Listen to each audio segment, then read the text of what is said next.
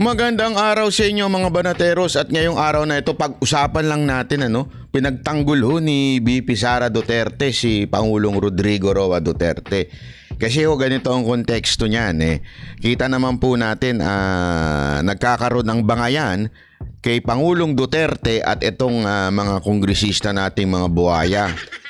Yan ang totoo nangyayari dyan Simple lang naman na sinabi ni Pangulong Duterte dyan Sinabi niya i-account nyo, ilabas ninyo, listahan, liquidate ninyo, magkano ba ang nagastos ninyo at saan nyo ba ginastos ito? Kasi kayo lang ang sekta ng ating gobyerno na walang ganyan. Hindi nyo mapaliwanag ngayon, maisa-isa yung ginagastos ng ninyong mga mambabatas. At tinawag pa ni Pangulong Duterteng lokbu. Bulok, di ba? Ika nga. Buti nga hindi kayo tinawag na bugok Bulok lang dahil dyan, napikon itong mga butthurt na mga congressman natin. Itong mga akala mo naman talagang ang lilinis. Hindi, sa tingin ko kaya na butthurt yung mga animal na yan. Dahil alam naman po natin na sila ay guilty. Di ba Halatang halata kasi kung hindi ka naman guilty, hindi ka naman mababutthurt So gumawa ngayon sila ng resolution para magkaroon ng pagbabalik nitong ICC. Itong bansa natin sa ICC. Anak ng weteng, oo. Dati-rati against kayo, tas ngayon babalik na. Porket alam ninyong iniimbestigahan si Pangulong Duterte. So this is very obvious matter na ito ay isang political move galing dito sa mga congressman natin para ipitin ang mga Duterte. Yan panggagante, halatang halata. Huwag na tayo magmaang-maangan, mga animal kayo. Di ba At ito malupit. For the first time, si Pangulong Duterte ay pinagtanggol ng kanyang anak. Alam nyo, this is a serious matter. Bakit kanyo? For 6 years na si Pangulong Duterte ay binabatikos, di ba, no siya ay presidente, nananahimik po si VP Sara. Hindi ho siya nakikisaw-saw sa kahit anumang issue. Hindi ho siya dumidepensa. But this time, nagsalita na si VP Sara. Malalim ito. Ibig sabihin, this is not just an ordinary defend kay Pangulong Duterte, but this is an attack to this congressman, especially the leader, itong si Romualdez. Ikaw naman kasi Romualdez Ano ka? User ka I mean, ang user, sandali, linawin natin When we say user, manggagamit iba ho yung nasa isip ninyo. Manggagamit kasi sumipsip ka kay Pangulong Duterte, sumipsip ka kay VP Sara Duterte para sa sarili mong kapakanan. Diba Pero ngayon, dahil wala ka ng pakinabang, dahil ikaw ay nasa kapangyarihan na, ayan na. Yung iyong manggagamit factor, umiral na. At eto na nga po, alam nyo, ang ganda na sinabi ni VP Sara Duterte, swak na swak sa banga. Ika nga pagka sa basketball ba, hindi lang 3 points, foul pa. 3 points na foul pa. Eto, panoorin natin Ng pahayag si Vice President Sara Duterte, kasunod ng mga inihaing resolusyon kaugnay ng ICC probe. Dito ipinaalala niya sa mga kongresista ang sinabi ni Pangulong Bongbong Marcos na ang anumang investigasyon ng ICC sa bansa ay pakikialam daw sa internal matters at banta sa ating soberanya. Yan ang una niyang sinabi. Sandali lang sabi niya. Sandali lang, mga congressman. Sabi ng ating Pangulong Marcos, ang pakikialam ng ICC ay panghihimasok. Ito ay threat sa ating soberanya. Ibig sabihin ng soberanya ano ho ba tayo? Tayo ho ba sinakop na ng ICC? Abay, mga walang niya pala ho kayo Hindi kasi pag pumasok ko sa kanilang justice system, para mo na rin sinabing tayo ho ay sinakop nila. Kaya nga this is a threat to sovereignty, di ba? Kasi Sandali, meron na tayong sovereign land. We have a sovereign government. We have a sovereign authority. Bakit tayo papasok sa sarili nilang justice system? Ano kayo mga ugok? Diba? Ganun na sinasabi dito eh. At yun ay sinabi ni Pangulong Marcos at pinaaalala ni VP Sara Duterte. Hoy, kayo mga congressman, hindi nyo ba naalala yung sinabi ni Pangulong Marcos? Huh? Ano ba kayo? Meron ba kayong mga amnesia? Kayo ho ba ay mga gurangot na? Sa bagay, marami ho dyan. Tumanda ng paurong sa Congress. Kayo ho ba ay may diferensya na sa utak? Nakakalimot na kayo? Tuloy. Hindi rin daw makikipag-ugnayan ng Pilipinas sa ICC sa kahit na anong paraan. Dapat daw ay respetuhin ng Kamara ang posisyon ni Pangulong Marcos na siyang Chief Architect ng Foreign Policy ng bansa. Yan ang napaka-importante sa lahat. Why? First of all, parang yung speech ko. First of all, wala naman second, wala naman third, wala naman last. First of all, and most important of all. Ang jurisdiction pagdating po sa foreign policy, yan ho ay na kay Pangulong Marcos lang o sa Pangulo ng ating bansa. Hindi ho dapat nanghihimasok ang Kamara. Oy, mga congressman, ba't ba kayo pakialamero? Kayo pala mga marites eh. May buhay, pinakikialaman nyo. Hindi ho, malinaw ho yan. Pagdating ho sa foreign policy, di ba alam naman po natin yan. Foreign policy 101 yan. Ang presidente lamang ang pwedeng magbigay ng o maging arkitekto ng foreign policy. At kayo mga congressman, di ba you are representative of your district, mga ulul kayo. Di ba? You should be representing your district, yung kapakanan ng inyong distrito ang inyong iniisip. Puro kayo pamumulitika eh. Puro national issue ang sinasawsawan ninyo eh. Di ba? Ang linaw-linaw na ho niyan eh. Sinabi ni Pangulong Marcos eh. Di ba ho? Huwag papasukin ng ICC. Bakit kayo ngayon nakikingialam? O bakit kayo gumagawa ng sarili nyong paandar dyan? Huwag kayo mangialam ng hindi naman yung jurisdiction. Huwag niyong pakialaman yan. Para mong sinabing halimbawa lang. Ito, simpleng halimbawa lang. Kunwari, ikaw ay crew o staff ng In-N-Out. Ng social, In-N-Out, hindi McDodo. Kunwari, ikaw ay staff ng In-N-Out.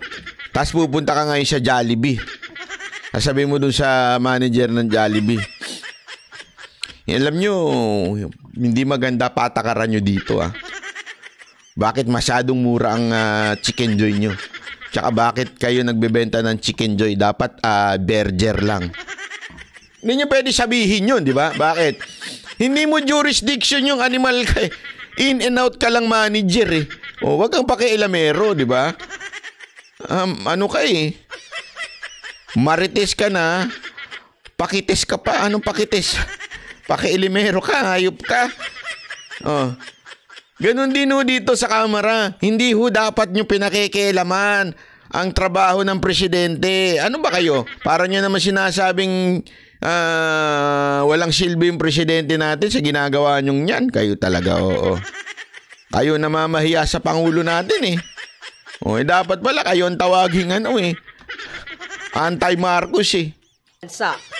Ang pagpayag daw sa ICC prosecutors na mag-imbestiga ay hindi lamang unconstitutional, kundi pangmamaliit din daw sa ating legal institutions. Yan ang totoo. Pangmamaliit yan. Para nyo sinasabi yung mga judge natin dito, bobo. Yung may abogado akong kilala, bobo. Pero yung mga judge natin, grabe yung pinag-aralan yan. Tsaka ang kanila mga dinaanang matitinding pagsubok sa buhay. Tapos sasabihin nyo, hindi, papasukin na lang natin yung ibang justice, mga ganun. Baka ipusta ko sa inyo, mas matatalino pa yung mga judge natin kaysa dyan sa mga yan. Dagdag pa ni VP Sara, huwag daw sanang insultuhin at bigyan ng kahihiyan ng ating mga hukuman. Yan ang totoo. It's an insult. It is an insult to our judge, to our justice system. Hindi kasi simple lang naman. Napakasimple. Mamaya papakita ko sa inyo yan din ang sinabi, latest na sinabi ni Marcos. Napakasimple lang ho. We have a working system here. Kaya nga tingnan nyo si Dilima pambihirang buhay oo. Diba? Bakit ho? Hindi isipin nyo sa totoo lang. Alam naman po natin talagang totoo dun Huwag na tayo magmaang-maangan Huwag na tayo magmaang-maangan. Nung panahon na siya ay DOJ Secretary, may nangyayaring lutuan sa loob. Kaya lang, because of the justice system in our land, in our country, at nag-atrasan itong mga witness, nagkaroon ho ng pagbabago, di ba? Nagkaroon ho ng small change, pero sa tingin ko it will be a big change. Kaya ganyan na nangyari kay Dilima. So anong lang simpleng ibig sabihin nun? There is a functioning justice system. Wala hong masasabi mong pagmamanipula dito. Ako naniniwala ako na patas pa rin naman po yung mga judge. Kaya lang talagang nag-atrasan yung mga witness. Yun ang problema. The judge will always depend on the evidences at lalo na yung mga witness, napaka-importante nun. Diba? Alam naman mag-imbento sila ng sarili nila. So doon pa lang, kitang-kita mo na that the justice system is working no matter what political party you are, di ba? Ganun talaga Wala tayong magawa. Ganun Sa pagpapakita sa mundo na tayo ay naniniwala na mga dayuhan lang ang may tayong abilidad na magbigay ng katarungan sa Pilipinas. Nauna nang sinabi ni Attorney Harry Roque, dating tagapagsalita ni former President Duterte, na tila katakataka raw kung bakit umuusad na sa Kamara ang mga resolusyong sumusuporta sa ICC investigation. Naniniwala rin siya si House Speaker Martin Romualdez ang nasa likod umano ng pag-atake sa pamilya. Obvious ba? Alam mo dyan sa Kamara, mga ano lang yan, mga dilapwit lang yan sa mga Speaker, kay Romualdez. Hindi naman gagalaw yung mga animal na yan nang hindi walang basbas na nasa ibabaw. Ganyan, alam nyo, wag na kayo mga congressman, wag na po kayo magpaka-hipokrito Hindi naman talaga kayo gumagalaw nang hindi binabasbasa ng leader nyo Bakit kanyo? Siyempre.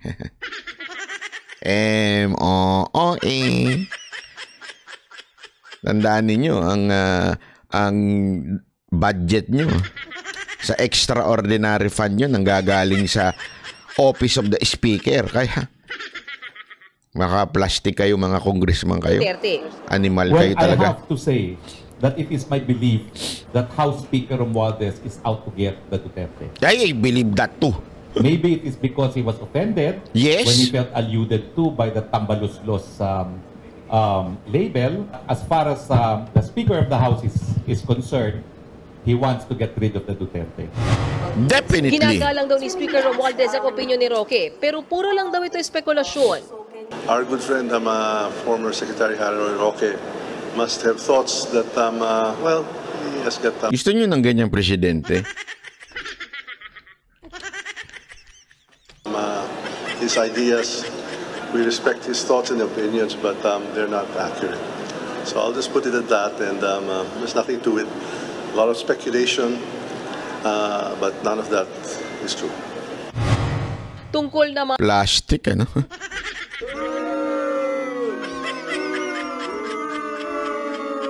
Wag nyo nga kami lokohin. Alam namin, ako, dami kong kakilala.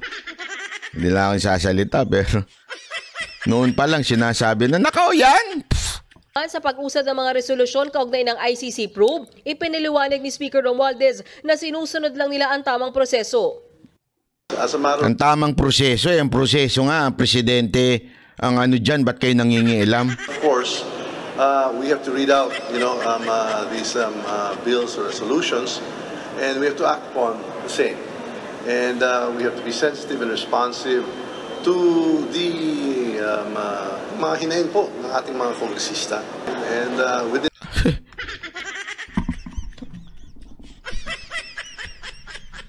we have to be responsive sa hinaing ng mga kongresista. Hayop. Ang lupit nyo. Di ba dapat hinaing ng taong bayan? Hinaing ng mga distrito ninyo ang inyong inaatupag dyan? Nang wewe, oo. Hinaing ng mga kongresista, anak. Mga iyakin pala yung mga animal na kongresista na yan eh. Hoy, bakit kayo mga iyakin, ha? Hinaing daw ninyo pambira kayo, oh. Pambira kayo mga congressman, oo. Ang tatanda nyo na, yung hinaing nyo pa inaatupag. Pambira, oo. the talk context, no, of the current events, and that's where we leave it.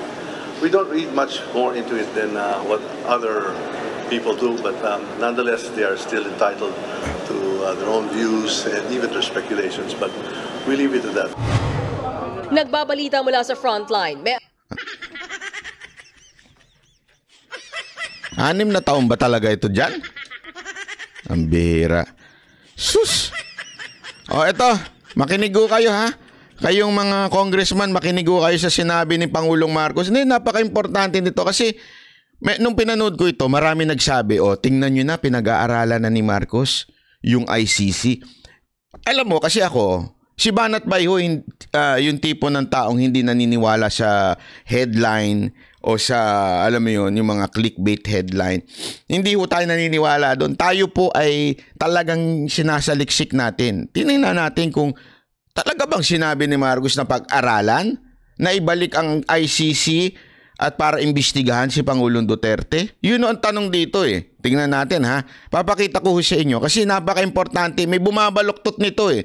Hindi ko pinagtatanggol si Marcos. Kaya lang, halatang binaluktot to eh. Para sa kanilang sariling kwento. Ginagamit ngayon to ng mga ilang congressman. Ginagamit ngayon to ng ilang mga politiko. At higit sa lahat, sinasalsal to ng media. Na parang ang dating, pinababalik ni Marcos ang ICC. Sandali. Wala siyang sinabing ganun eh. Okay? Eto pakinggan ninyo, ipapaliwanag ko sa inyo. Napaka-importante nito. Kinumpirma ni Pangulong Bongbong Marcos na pinag-aaralan na ng gobyerno ang muling pagsali sa International Criminal Court o ICC. Pero nanindigan pa rin ang Pangulo na hindi dapat hayaang manghimasok ang ICC sa mga investigasyon at pag-aresto sa bansa. Nagbabalik si Maricel Halili. May tugon na si Pangulong Bongbong Marcos sa mga resolusyon sa Kamara na nanghihikayat sa gobyerno na makipagtulungan sa International Criminal Court o ICC para yan sa investigasyon nito sa posibleng crimes against humanity ng war on drugs ni dating Pangulong Rodrigo Duterte. Sabi ni PBBM, wala namang kakaiba sa resolusyon. Inihayag lang daw ng mga kongresista ang kanilang saloobin na baka panahon na para makipag-ugnayang muli ang Pilipinas sa ICC. Pero giit ng Pangulo, Ito. Simple lang para sa akin. Pero giit ng Pangulo, ito yung kanyang position. Okay? Pagdating sa pag-iimbestiga ng ICC kay Pangulong o yun sa war on drugs. Linawin natin pag-iimbestiga ng ICC sa war on drugs at especially pag-uusig kay Pangulong Duterte. Ito ang kanyang posisyon. Simple lang naman yung issue yan eh. Hindi naman siguro tama na ang mga tigalabas, mga dayuhan, magsasabi sa atin kung sino iimbestigahan ng pulis natin, sinong aarestuhin ng pulis natin, sinong ikukulong ng pulis natin. Hindi naman siguro tama 'yon. Dapat Pilipino lang ang gumagawa niya. Ang linaw ho nun. Wag na ho natin baluktutin yon kasi binabaluktot ng mga media ito eh. Binabaluktot ito ng ilang mga gustong gamitin at para sabihin na ito tama yung ginawa ng Kamara, tama yung bill ng resolution ng Kamara. Hindi ho, wala ho sinabi si Marcos. Sinabi niya ang linaw. Hindi ho tama. Hindi tama. 'Di ba? Na pabalikin dito, not pabalikin, na sila magdidikta sa ating pulis, sila magdidikta sa ating justice para ho imbestigahan pa. Meron na ho tayong sarili. Yun ang sinabi ni Pangulong Marcos dito. Wag ho tayong Yung iba kasi dyan, hindi ako, sabi ko nga sa inyo, pag mali, banata natin, dikdikin natin. Pero sandali, wag ho niyong baluktutin. Ang linaw ho, wag pabalikin, wag papuntahin dito para usigin ang ating dating Pangulong Duterte. Wag ganun. Sa kabila niyan, mismong ang Pangulo na ang nagsabi na pinag-aaralan kung dapat bang sumali ulit ang Pilipinas. Ito naman yung sinasabing babalik na sa ICC. Okay? Ang sinasabi dito, if we are going back, okay? If we are papasok ba uli tayo, remember, tayo ay umalis na sa ICC. Okay? So, ang linaw dito, magkaiba ho yun. Sinabi ni Marcos, pagdating sa para imbestigahan ang ating war on drugs, sandali, hindi naman tama yun. Pero para tayo ay sumali uli, okay, yun ay pag-aralan. Pero, eto may pero. Sa Rome Statute o kasunduan na nagtatag sa ICC. Noong March 2019, opisyal na kumalas ang Pilipinas sa ICC. There is also a question, should we return under the fold of the ICC? So that's again under study.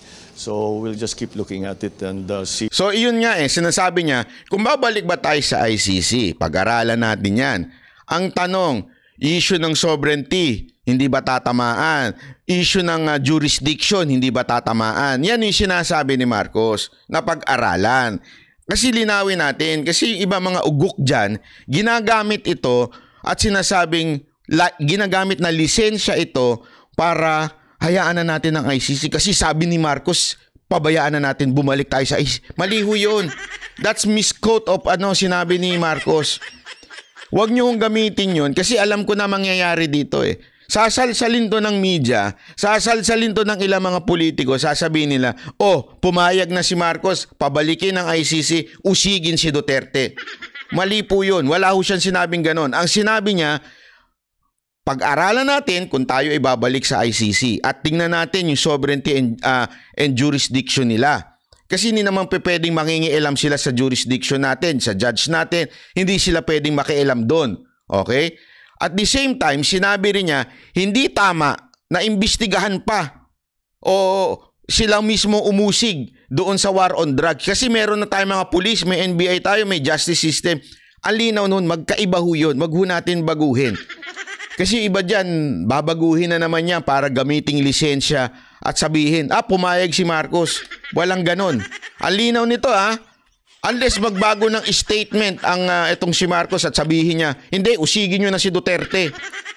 Sandali lang, walang ganon Walang ganon, linawin natin Hindi yun ang sinabi. What our options are. There are still some problems in terms of jurisdiction and sovereignty. Now, if we can solve those problems, then that would be something else. Nakita ninyo, ang linaw. If we could solve that problem na jurisdiction and sovereignty, then pwede tayo sigurong bumalik at pumasok uli at magpamembro uli sa ICC. But until hindi ma-resolve yung part na yon, I don't think we need to go back. Yan ang sa tingin kong sinasabi ni Marcos dyan. So malinaw, kayo mga congressman, makinig kayo. Unless kayo mga congressman, ang pangulo nyo na ngayon is si Romualdez at hindi si Marcos. Ano ba? Ano ba talaga? Sino ba talaga ang pangulo nyo? Pabago-bago kayo O baka naman merong kasunduan kayo kay Romualdez. Baka may kasunduan kayo. Kaya tinutulak nyo yan, mga congressman. Napakawalang yan nyo talaga. Mapaka-greedy nyo. Ang laki na nga ng extraordinary pan nyo. Gusto nyo pang madagdagan? Linawin natin Hindi ho pumayag Baka sabihin na naman iba pumayag. Hindi ho pumapayag si Marcos dyan. Sinasabi niya ang linaw. Simple lang. Bakit meron naman tayong pulis? Bakit naman papapasukin pa yung mga yan? May NBI tayo. May mga judge tayo. May hukuman tayo. Ang linaw nun. Ang pag-aaralan, kung tayo ho ay magpapamembro uli, ibig sabihin it will be the future, hindi yung nakaraan. Ito kasing una, yung nakaraan na pinag-usapan. Hindi tama na makialam sila. Sa katunayan, yung future nga, sinasabi niya, there's still a problem of jurisdiction and sovereignty. So until na-resolve yun, hindi tayo papasok dyan. Yun ang sinasabi dyan. Kaya Marcos, President Marcos, panindigan nyo ho yan, ha? At tayuan nyo ho yan, sinabi nyo yan. Uulit-ulitin ko yan dito. Ha? O, yun lamang po. Maraming salamat. Ako po si Banat Bay.